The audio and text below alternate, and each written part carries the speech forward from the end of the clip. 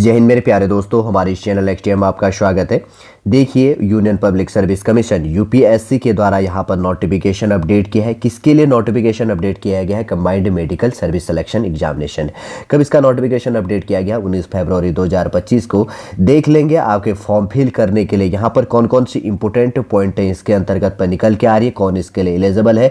यदि आप आने वाले समय के अंतर्गत पर अगर इसके लिए प्रिपरेशन करना चाहेंगे या प्रिपरेशन करेंगे तो कैसे आप प्रिपरेशन कर सकते हैं, या एलिजिबिलिटी क्या चीज़ है, या आने वाले समय के लिए जो भी चीज़ें हैं, ठीक है। न्यू बिगनरों के लिए बहुत सी चीज़ें यहाँ पर निकल के आती हैं। लगभग 705 पोस्टों के लिए यहाँ पर वैकेंसीज अपडेट किया गया है। बने रहेगा इस वीडियो के अंतर्गत पे जो भी आपके जानने के लिए इंपॉर्टेंट पॉइंट होंगे सॉल्ड रूल्स इस वीडियो के अंतर्गत पे मैं अपडेट करूंगा। यदि आप नए हैं, यदि आपके द्वारा हमारे इस चैनल एक्सटीएम को सब्सक्राइब नहीं किया तो सब्सक्राइब कीजिए, बेल आइकन को प्रेस कीजिए, ताकि जो भी कंटेंट, जो भी इंफॉर्मेशन हमारे द्वारा आपके लिए प्रोवाइड किया जाता है तो उसका नोटिफिकेशन आपके पास समय पर अवेलेबल हो जाएगा। सबसे पहले बात करेंगे यूनियन पब्लिक सर्विस कमीशन। इसका हेडक्वार्टर दिल्ली के अंतर्गत पे है। 19 फरवरी 2025 को नोटिफिकेशन अपडेट किया है और इसका क्लोजिंग डेट है 11 क्या है यहाँ पर मार्च 2025 शाम के 6 बजे तक आप फॉर्म फिल कर सकते हैं। ऑफिशियल वेबसाइट है upsc.gov.in combined medical service examination. कितनी पोस्टें इसके अंतर्गत पर दी गई हैं? 705 पोस्टें इसके अंतर्गत पर दी गई है, जैसे कि हमने पहले डिस्कस किया है। हाउ टू अप्लाई कैसे करना है? सबसे पहले आपको OTR करना, वन टाइम रजिस्ट्रेशन कर लेनी, उसके बाद में आपको अप्लाई कर लेना है, ठीक है। ध्यान रखना, ये बेसिक से पॉइंट है। और उसके बाद में आगे बढ़ते हैं, क्या चीज़ें हैं। सबसे पहले बेसिक से चीज़ों को लेते हैं। यहाँ पर जैसे एग्जाम सेंटर की बात कही गई, सबसे पहले कि कौन कौन सा आपको एग्जाम सेंटर होगा।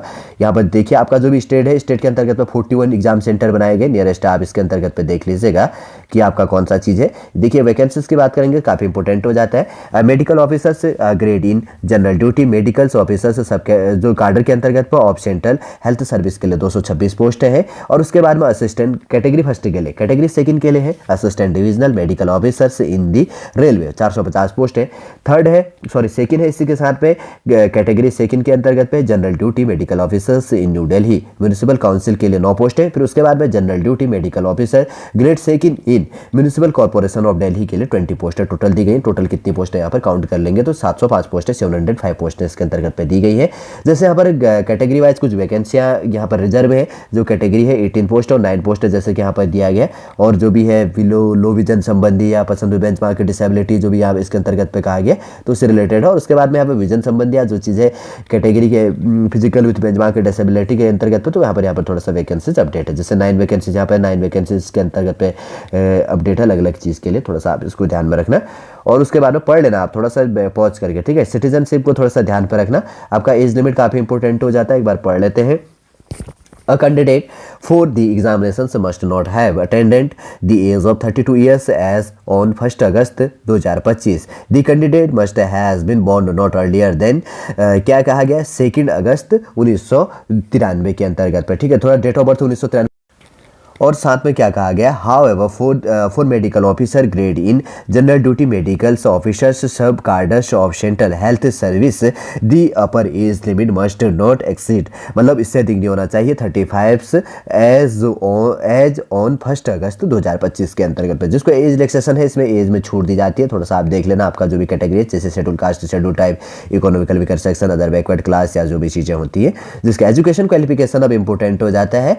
देखिए, काफ़ी इंपॉर्टेंट है। For admissions to the examination, a candidate should have passed the writtens and practicals parts of the final MBBS examination। जो इसके अंतर्गत पे जिसके पास में क्या है, पास किया है, और रिटर्न और प्रैक्टिकल के अंतर्गत पे MBBS, तो इसके लिए एलिजिबल होगा, ठीक है। और उसके बाद में फॉर्म फीस की बात करेंगे तो कुछ कैटेगरी के लिए 200 रुपये फॉर्म फीस पे करना है, कुछ के लिए फ्री होता है। जैसे कैटेगरी वाइज जो चीज़ें होती है तो आप थोड़ा सा इसको ध्यान में रखना है। उस दिन देखिए 11 मार्च 2025 को शाम को 6 बजे तक आप अप्लाई कर सकते हो, तो 6 बजे तक आपको फॉर्म फीस भी पे करनी है।